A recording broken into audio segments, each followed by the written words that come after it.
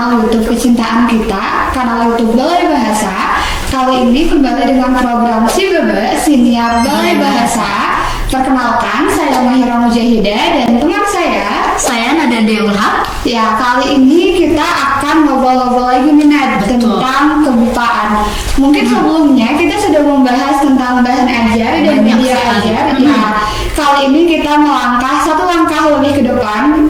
Kita membahas tentang penelitian kebipaan. Ya, Judulnya Tips dan Trik penelitian kebipaan. Dan tentunya narasumbernya sangat keren dan ada Teh Amir Safa yang biasa kita panggil Teh Safa. Ini dia. Dan Teh Safa ini baru lulus bulan Januari ya Teh? Lulus dari S2 BIPA di UPI. Wah, keren banget ya. Selamat dulu mungkin ya untuk lulusan Safa. Semoga ilmunya berkah selalu ya. Amin. Oke. Jadi mungkin langsung aja kita kenalan dengan narasumber karena ada peribahasa mengatakan tak kenal maka tak sayang. Kalau begitu mungkin Teteh boleh menyapa teman-teman dan memperkenalkan diri. Ya, profil singkat mungkin ya. Baik, terima kasih banyak Nada dan Mahira ya. Halo semuanya, saya senang sekali di sini. Terima kasih atas kesempatannya di Siniar Baba ya. Siniar Baba, Siniar Balai Bahasa. Perkenalkan, nama saya Amir Safa Fauzia, boleh dipanggil Safa. Saya alhamdulillah baru lulus dari program studi S2 Pendidikan BIPA Universitas Pendidikan Indonesia dan alhamdulillah juga angkatan pertama yang lulus. Jadi mungkin adik-adik nanti bisa meneruskan. Amin ya. Amin. Baik, untuk kesibukan saat ini saya mengajar BIPA Mandiri begitu. Nah, tadi sudah perkenalan singkat gitu ya. Dan kita juga sedang mengajar BIPA Mandiri ya. Nah, tapi Nada jadi lebih penasaran nih tentang pengalaman Teteh selama ini dalam dunia kebipaan, baik itu mengajar atau mungkin sambil trip gitu ya, sambil trip dari mulai dari BIPA dan juga tentang penelitian kebipaan sesuai dengan temanya. Nah, boleh Teteh berbagi dong gimana pengalamannya selama ini di dunia BIPA atau di penelitian BIPA mungkin boleh? Oke, baik. Jadi terkait penelitian atau riset BIPA ya. Jadi judul besar hari ini, podcast hari ini, sebenarnya kalau banyak orang yang mendengar penelitian atau riset tuh rasanya wah, sesuatu yang besar, sesuatu yang menakutkan, pasti kayak gitu ya. Langsung pusing ya? Iya, langsung aduh apa yang harus dilakukan gitu. Padahal enjoy aja. Karena sebenarnya riset atau penelitian itu menyenangkan sebenarnya ya, meskipun pakai tanda kutip menyenangkan. Benar-benar menyenangkan. Karena mengapa? Karena sebenarnya apa yang kita lakukan dalam riset itu bisa memperkaya hazanah khususnya dalam bidang kebipaan begitu. Kalau untuk penelitian sebelumnya tentunya ada penelitian tentang saya ada tentang menyimak dulu. Menyimak, berbicara, membaca dan menulis. Semuanya sempat penelitian, dan penelitian kemarin juga tesis mengenai BIPA juga. Dan sebenarnya kalau penelitian yang apa ya, yang harus dilakukan adalah kita mental ya, mental penelitian. Karena mental riset itu tidak mungkin 1 hari atau 2 hari ngetik langsung jadi gitu. Itu yang membutuhkan waktu yang tidak sedikit, membutuhkan tenaga, membutuhkan kekuatan lahir batinnya juga agar tidak stuck di tengah begitu. Karena kebanyakan penelitian atau riset-riset terutama tentang BIPA tentunya kan banyak tantangannya juga. Nah, itu yang membuat kadang-kadang terhenti di tengah jalan begitu. Padahal sayang sekali begitu, tinggal beberapa langkah lagi penelitiannya sudah jadi begitu, sudah selesai, tetapi karena banyak tantangan itu jadi terhenti. Nah, jadi mungkin yaitu mempersiapkan yang terlebih dahulu adalah mempersiapkan mental peneliti yang baik gitu. Pengalamannya siapkan dulu mental ya, sebelum siapkan dulu mental, jangan tegang, tenang. Jadi penelitian itu mudah tapi tidak mudah juga. Iya, sebenarnya bukan serius tapi santai, serius tapi enjoy. Iya, yang penting enjoy. Jangan tegang, itu jangan tegang, tenang aja. Betul. Oke, ya mungkin untuk selanjutnya nih Teh, apa sih kira-kira urgensi dalam penelitian kebipaan. Kan kita juga mahasiswa nih yang mungkin masih agak asing dengan penelitian khususnya kebipaan. Jadi urgensinya itu seperti apa sih Teh? Oke, terima kasih atas pertanyaan. Betul ya, urgensi penelitian BIPA ini sebenarnya apalagi untuk mahasiswa ya. Mahasiswa ini untuk penelitian penting begitu. Mengapa penting? Karena seiring dengan minat dan masuknya orang asing ke Indonesia, apalagi sekarang mungkin COVID memang masih ada, tetapi karena banyak border negara lain yang sudah buka, jadi banyak juga orang asing yang masuk ke Indonesia, dan itu menjadi mencuat lagi kan minat orang asing yang ingin mempelajari bahasa dan budaya Indonesia. Nah di situ juga kita dapat melihat peluang bagaimana untuk membantu nih, bagaimana mereka pasti kan dari berbagai negara. Dari berbagai negara itu kita bisa melihat, oh ternyata kesulitannya ini, tantangannya ini, dan melalui riset itu urgensinya adalah kita dapat membantu untuk melihat, oh jadi kita langkah kita harus kemana nih begitu. Dalam penelitian itu kita harus pintar-pintar melihat bahwa di situ mereka kesulitannya dalam berbicarakkah, menuliskah, menyimakkah, atau dalam keterampilan berbahasa yang lainnya begitu. Nah di situ juga jadi kita dapat melihat seberapa penting sebenarnya penelitian kita ini untuk dilakukan begitu, dengan tujuannya penelitian kita ini menjadi insya Allah menjadi insight untuk orang lain atau untuk yang membaca begitu. Wah, sayang sekali berarti ya kalau misalnya kita melewatkan penelitian BIPA, justru penelitian BIPA ini jadi bekal ya untuk orang-orang yang atau kita yang mau mengajar, justru itu jadi peluang. Iya, betul peluang besar sekali. Ya, sayang banget kalau misalnya terlewatin ya penelitian. Jadi penelitian itu penting banget nih teman-teman. Oke, selanjutnya nih Teh. Teman-teman yang di sini mungkin semakin tergugah ya semangatnya setelah mendengar tadi penelitian itu penting, ada urgensinya. Tapi kira-kira Teh, prospek apa sih yang ditawarkan dari penelitian BIPA ini gitu? Oke, tentang prospek ya. Kalau di KBBI, prospek itu kesempatan atau harapan ya. Betul. Jadi harapannya bukan PHP ya, memberikan harapan palsu. Bukan harkos juga harapan kosong, tapi harapannya sangat besar. Harapannya sangat besar, terutama untuk mahasiswa ya. Karena skop BIPA ini luas sekali. Bukan hanya namanya bahasa Indonesia, tetapi bagi penutur asing, dan penutur asing tentunya ada di seluruh dunia, dan dunia itu besar sekali.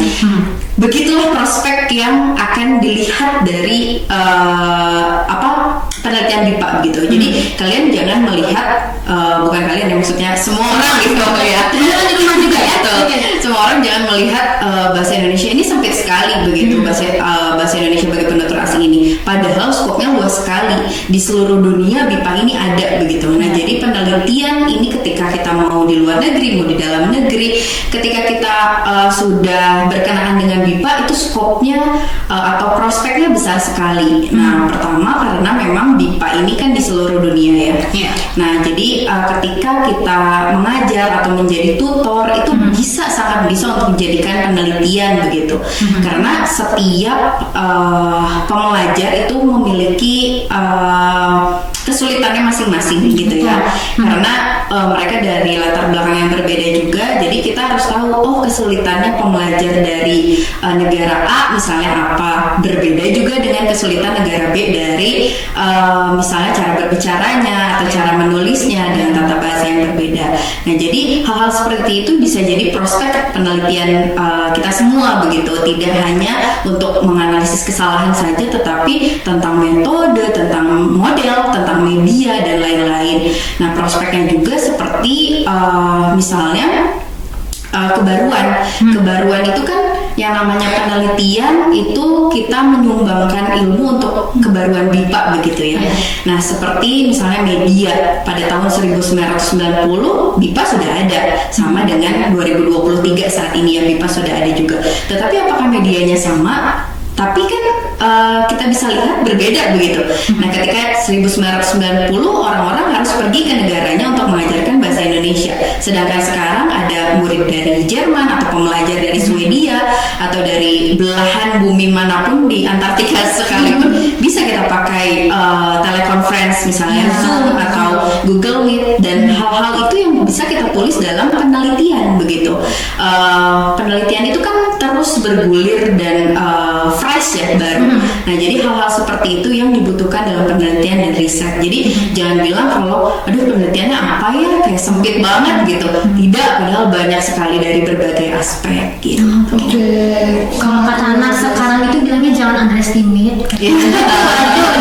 Jadi orang-orang mungkin sekarang pikirnya, duh ngapain ya penelitian BIPA gitu. Bahasa Indonesia aja kita selama ini ngomong bahasa Indonesia gitu ya. Untuk apa BIPA? Tapi ternyata luas. Tapi ternyata saat Teh Safa jelaskan, prospek itu besar banget ya Teh. Betul, mulai dari media ajar, bahan ajar, tentang murid juga ternyata itu bisa kita mau pembelajar atau pengajarnya itu bisa kita kupas tuntas gitu. Pengajarnya pun bukan dari satu negara saja ya. Jadi bisa dari berbagai dari seluruh dunia. Betul sekali. Nah mungkin selanjutnya Teh tadi kan sudah membahas tentang prospek ya, mungkin sekarang tantangan, terutama kan tadi Teteh sudah menjelaskan saat tesis juga tentang BIPA ya, kalau tidak salah. Nah mungkin Teteh juga bisa ceritakan pengalaman Teteh nih, tantangan ketika menyusun penelitian itu seperti apa sih Teh? Oke, tentunya dalam kehidupan selalu ada tantangan, tantangan dan rintangan yang tidak akan lepas dari itu semua. Tetapi bagaimana cara kita untuk melihat tantangan itu, apakah akan menjadi peluang atau menjadi hambatan gitu. Kita jadikan tantangan itu sebagai peluang. Nah, salah satunya adalah tantangan, terutama di bidang BIPA ya, yang paling banyak mencolok adalah ketersediaan data. Jadi sumber data di BIPA itu memang tidak banyak. Maksudnya adalah apalagi populasinya kecil. Di BIPA itu dalam satu kelas ya, misalnya dalam satu kelas misalnya banyak, tetapi jarang sekali yang homogen. Kebanyakan heterogen dari berbagai negara, ras, suku, agama dan lain-lain begitu.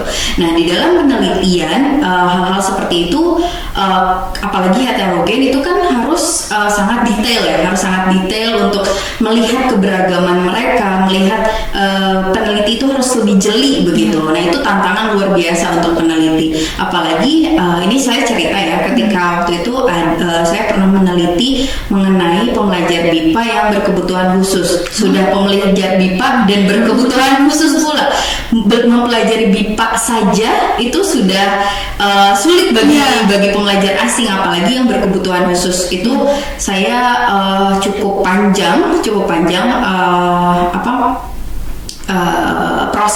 proses untuk menelitinya, karena itu yang saya teliti adalah satu orang begitu.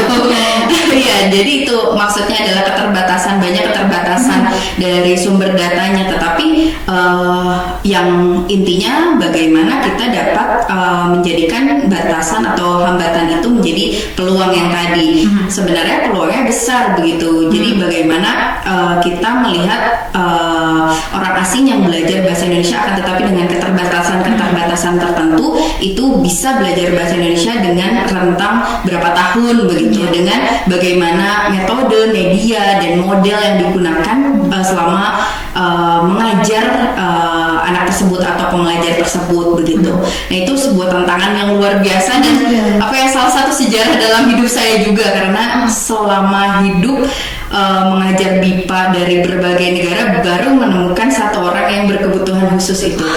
Tapi dia semangatnya tinggi, jadi ketika saya menemukan kesulitan atau dia menemukan kesulitan juga karena melihat semangatnya yang tinggi gitu ya, jadi saya juga ikut semangat gitu. Jadi pembelajarnya juga ikut semangat. Jadi bagaimana kita pintar-pintar untuk membangun suasana ketika di kelas, dan itu juga sama bagaimana kita pintar-pintar untuk menuliskan bagaimana riset itu terjadi begitu.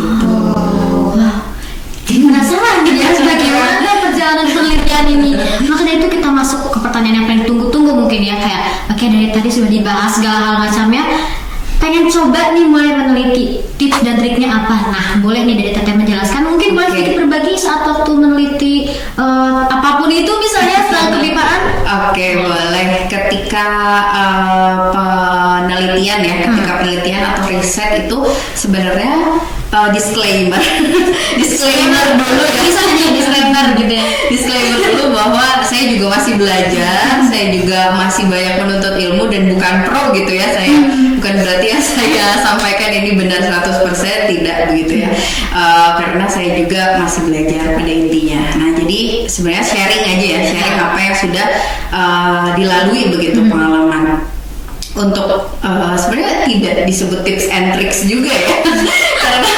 karena kehidupan ya pada intinya menentukan tujuan. Yang pertama adalah tujuannya kita mau apa dulu, lalu topiknya apa. Misalnya dalam MIPA ini kan skopnya besar ya. Tidak mungkin kita meneliti 4 keterampilan berbahasa itu dalam satu tulisan gitu. Itu ya mungkin bisa saja, tapi mungkin tetap dibagi-bagi tulisannya gitu. Dalam misalnya satu artikel atau satu skripsi atau tesis begitu. Jadi kita menentukan topik yang akan diteliti ke depannya begitu. Yaitu yang pertama, lalu yang kedua adalah BIPA itu kan luas juga. Menurut SKL yang Permendikbud tahun 2017 nomor 27 itu berbicara bahwa BIPA itu kan ada 7 level ya. Nah, jadi kita juga harus menentukan level yang akan kita teliti. Misalnya ketika kita memiliki pembelajar yang ada di level 2, tapi kita meneliti BIPA level 7 kan tidak nyambung ya. Nah, maka dari itu kita harus melihat bahwa ini pembelajar saya sebenarnya adanya di BIPA 2 begitu. Tetapi ketika dia pakai buku kok sudah pakai buku BIPA 3 begitu. Hal-hal yang seperti itu kan bisa menjadi peluang untuk penelitian atau riset juga. Nah, itu. Lalu kita tentukan di 4 keterampilan berbahasa itu di mana saja kita akan menelitinya. Misalnya ketika saya meneliti tentang kemampuan berbicara. Nah, kemampuan berbicara itu kan sangat banyak ya, ada fonologi dan sebagainya. Nah, ketika kita meneliti tentang itu, kita juga harus tahu bahwa kita di situ bukan hanya menyampaikan pendapat saja, tetapi kita juga harus melihat literasinya. Kita harus mencari banyak literasi atau buku-buku yang sesuai dengan apa yang akan kita teliti, karena kita juga harus melihat dari jurnal-jurnal yang sudah jurnal-jurnal terdahulu maksudnya, lalu juga artikel yang terindeks ya, baiknya artikel yang terindeks, lalu juga pustaka-pustaka yang memang jadi buku rujukan begitu, seperti buku Babon yang memang sudah teori-teorinya sudah terbukti bahwa itu memang di bidang kebipaan itu terbukti baik begitu. Nah, lalu setelah menentukan tujuan, tentunya kita akan melihat dulu nih siapa yang akan ditelitinya. Apakah itu pembelajarnya, apakah itu pengajarnya, apakah itu dari mulai model, media yang tadi, strategi dan lain-lain. Yang akan kita teliti itu apa? Apakah analisis kesalahan berbahasanya kah? Atau kita mengembangkan sesuatu kah? Atau kita melihat sebenarnya masalah-masalah ini sebenarnya masalah terbaru. Jadi melihat kesenjangan yang terbaru yang mungkin tidak ada di masa lalu begitu. Ketika kita melihat di artikel jurnal yang telah lalu, misalnya kesalahan pembelajar yang berbahasa ibu bahasa Inggris misalnya kan A itu menjadi A ya. Jadi misalnya muda menjadi mudei misalnya begitu. Nah, itu mungkin sudah ada yang sebelumnya, tetapi ketika kita mengajar, mungkin karena dia bahasa Inggrisnya itu bahasa ibunya, tetapi dia merantau misalnya ke Swedia atau ke Jerman, itu kan pasti ada kontaminasi. Nah, jadi hal-hal seperti itu yang harus pintar-pintar kita lihat. Oh, ternyata kesenjangannya ada loh gitu. Jadi masalahnya di sini dan bagaimana cara kita untuk menemukan solusinya. Ketika kan kita sebagai pengajar BIPA misalnya, sebagai pengajar BIPA atau tutor BIPA, kita harus melihat kalau masalahnya ini berarti saya harus mengetahui bagaimana metode yang terbaik begitu. Tidak mungkin permasalahan misalnya oralnya terganggu misalnya, tidak bisa terus malah saya suruh baca terus kan tidak mungkin. Nah jadi mungkin diambil untuk drilling atau dan sebagainya. Nah jadi setelah mengetahui masalahnya apa, lalu kita terjun ke lapangan ya. Nah setelah terjun ke lapangan, nah itu yang tadi saya bicarakan di awal itu, jangan menyerah karena kebanyakan susah nih, udah nyampe tengah-tengah susah karena tantangannya itu banyak, dari misal pembelajar yang sulit untuk dihubungi atau itu paling basic ya. Susah nih dihubungi gitu. Lalu data yang kurang juga begitu. Hal-hal tersebut menjadikan pada akhirnya udah deh mundur gitu. Nah jangan sampai gitu. Padahal masalah ini nyata loh, masalah ini harus ada jalan keluarnya loh begitu. Jadi jangan sampai mundur di tengah begitu. Nah setelah penelitian itu langsung ada ke tergantung akan ke pembelajar atau pengajar atau mengembangkan tadi, lalu dilihat metode penelitiannya apa. Metode penelitiannya disesuaikan dengan apa yang ingin kita teliti juga begitu. Metode penelitian lalu disitu biasanya ada wawancara atau angket atau kuesioner, jadi harus disesuaikan juga. Nah setelah itu sebenarnya masih banyak ya tahapannya, tetapi pada intinya setelah itu ada hasilnya juga, hasil dan mungkin solusinya juga ya, solusi dari kitanya apa, lalu jangan lupa dituliskan juga itu dalam penelitiannya. Nah setelah itu mungkin tips and trick yang paling direkomendasikan adalah kita harus tetap berhubungan baik dengan siapa yang kita teliti begitu. Nah jadi ketika kita meneliti pembelajar dari negara A misalnya, kita kan memang butuh kepada mereka gitu, dan mungkin mereka juga butuh kepada kita karena kita pengajarnya. Tetapi setelah penelitian itu ya jangan langsung putus begitu. Hilang dua-duanya. Iya betul. Jadi kebanyakan hal yang terjadi adalah hal seperti itu. Ketika sudah penelitiannya selesai, hubungannya selesai juga begitu. Nah padahal ketika kita terus melanggengkan silaturahmi itu, akan ada terjalin lagi penelitian atau riset yang lain begitu. Karena yang namanya ilmu pengetahuan itu kan fleksibel ya, sangat berkembang, bahkan dari detik ke detiknya itu pengetahuan A ke pengetahuan B itu sangat fleksibel gitu. Nah jadi bagaimana caranya kita melanggengkan riset atau penelitian ini dari riset A ke riset B itu dengan silaturahmi yang baik begitu. Nah jadi jangan sampai mahasiswa-mahasiswa nih terutama misalnya menghubungi pembelajar atau menghubungi pengajar atau menghubungi seniornya karena memang hanya ada penelitian saja gitu. Tapi tidak, siapa tahu dari penelitian itu tumbuh misalnya ada prospek-prospek lain, menjadi pengajar di luar negeri kah, atau menjadi pengajar di dalam negeri tetapi dengan prospek yang lebih baik juga gitu kan. Kita tidak pernah tahu takdir kita akan membawa kita kemana. Jadi tetaplah silaturahmi dengan baik gitu. Wow, luar biasa sekali. Penjelasannya sangat jelas ya. Ini benar-benar kalau saya nggak dimanfaatkan podcast ini, sayang banget. Amin. Tadi sudah menjelaskan langkah-langkah, kemudian juga ada tips and trick ya. Iya betul. Tapi nih agak melenceng dari topik gitu ya. Tapi waktu teteh ini saya lihat dari yang kepo-kepo lah ya, Instagram gitu ya. Teteh juga sempat mengajar di luar negeri kalau tidak salah. Itu sedikit ceritakan, apakah di sana juga sambil meneliti kah atau bagaimana? Oke, jadi saya sempat beberapa kali keluar gitu. Mendapat kesempatan, alhamdulillah. Nah di situ juga pintar-pintar ya, mahasiswa harus pintar-pintar meneliti juga. Jadi kembali ke awal tadi bahwa penelitian atau riset itu kan dengan kesenjangannya. Kesenjangan itu selalu ada.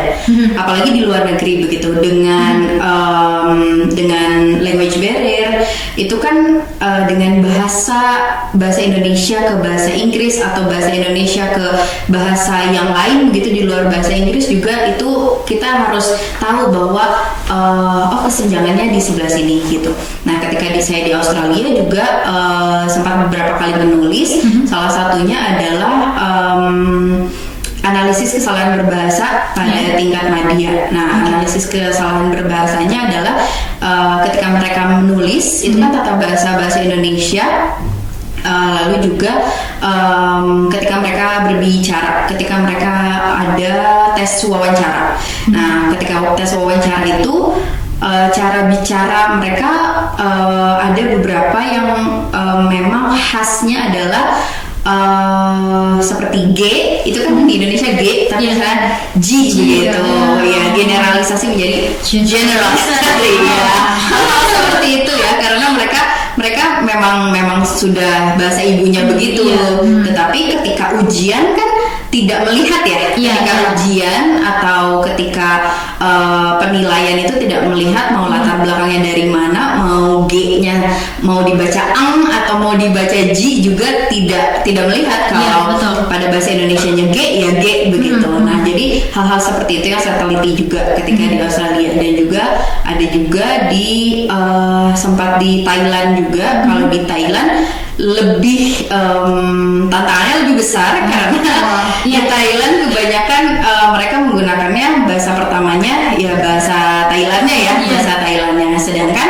kita mahirnya itu tidak mahir bahasa Thailand tapi bahasa Inggris begitu pengantarnya ya.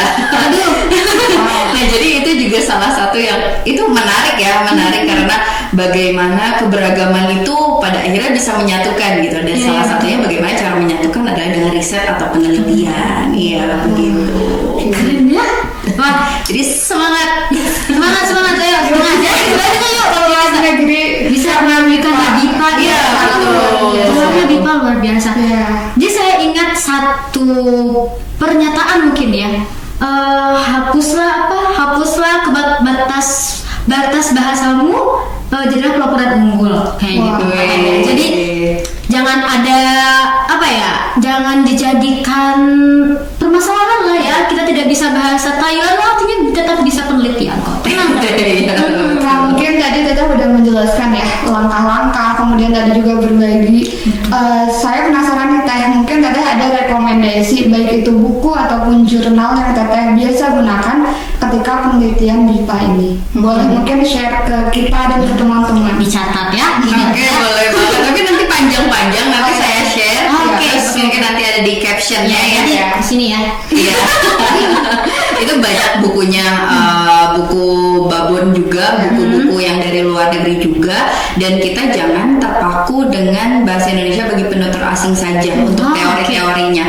Bahkan di luar negeri pun banyak. Kita bisa lihat teori-teori pembelajaran bahasa asing atau pembelajaran bahasa kedua bagi penutur asing, misalnya bahasa Inggris bagi orang Indonesia atau bahasa Jerman bagi orang Inggris. Itu kan teori-teori bahasanya dapat kita adaptasi. Nah, jadi kita harus pintar-pintar ketika melihat jurnal, melihat pustaka itu, ini yang dapat kita adaptasi begitu. Dan juga hal-hal yang misalnya ada di buku atau di jurnal itu kita kan dapat melihat bagaimana mereka menelitinya begitu. Kita juga bisa melakukan pembaruan atau melakukan novelty kebaruan-kebaruan agar ilmu pengetahuan BIPA ini semakin fresh, semakin baru begitu. Nah, salah satunya juga ada jurnal IJAL ya. IJAL itu dari UPI juga, itu salah satu yang rekomendasi juga, bisa dicek. Ya, bisa dicek itu IJAL itu UPI ya. Dan untuk yang lainnya nanti saya berikan ya untuk buku atau jurnalnya. Oke. Banyak ya berarti ya. Iya, banyak. Kalau disebutin satu-satu mungkin kita sampai subuh. Iya. Ditunggu aja aja nanti di deskripsi box ya. Makanya subscribe, like dan komen ya. Jadi tidak tertinggal. Oke, wah sudah panjang lebar membahas tentang penelitian BIPA, urgensinya apa, prospeknya apa, tantangan, sampai tadi langkah-langkah dan juga diberikan rekomendasi baik buku dan jurnal. Nah, ini mungkin jadi penutup ya untuk perbincangan kita. Tapi boleh dong ada closing statement ya. Bahasanya closing statement. Closing statement dari Teteh barangkali bagi teman-teman yang baru mau meneliti tentang kebipaan atau justru baru mau coba kenalan nih dengan BIPA gitu. Kira-kira bagaimana saran atau kata semangatnya? Silahkan. Baik, terima kasih banyak untuk closing statement ya. Iya, closing statement ya. Oke, baik. Untuk siapapun di luar sana, baik yang sudah banyak pengalamannya maupun yang baru ingin terjun ke dunia BIPA, dari saya bahwa BIPA itu menyenangkan, sangat menyenangkan dan bisa membawa kita kemanapun di dunia ini begitu. Nah, lalu juga yang selanjutnya adalah jangan pernah patah semangat, apalagi dalam penelitian atau riset. Kita tahu tidak mudah, tapi tidak sulit banget, tidak. Tapi yang harus kita lakukan adalah mengubah tantangan menjadi peluang. Gitu, mengubah tantangan menjadi peluang, apalagi di riset atau penelitian BIPA, dan insya Allah semoga apapun yang kita lakukan dapat menjadi inovasi, dapat menjadi kebaruan di ilmu BIPA dari hari ini sampai di masa depan gitu. Nah, alhamdulillah tidak terasa, benar-benar tidak terasa karena sangat seru ya ternyata perbincangan tentang penelitian ini. Tidak pusing kok, tenang, tidak pusing ya. Dicoba dulu, jangan menyerah. Tapi satu nih Mahira, dari perbincangan tadi yang benar-benar saya ingat itu tentang melanjutkan silaturahmi dengan para subjeknya atau objek penelitian kita itu, atau kepada siapa kita akan meneliti tadi. Karena mungkin dari satu penelitian itu akan muncul lagi penelitian lain. Biasanya kita skripsian ya sekarang, nanti mungkin tesisnya akan menggunakan betul lagi gitu ya. Jadi harus terus menjalin silaturahmi. Jangan putus di jalan ya. Karena silaturahmi adalah rezeki. Kita tidak pernah tahu ya rezeki datangnya dari mana. Oke, jadi tetap semangat. Aduh, disemangatin terus ya tadi nih, kenyang kan disemangatin terus. Mungkin karena waktunya sudah habis ya. Jadi saya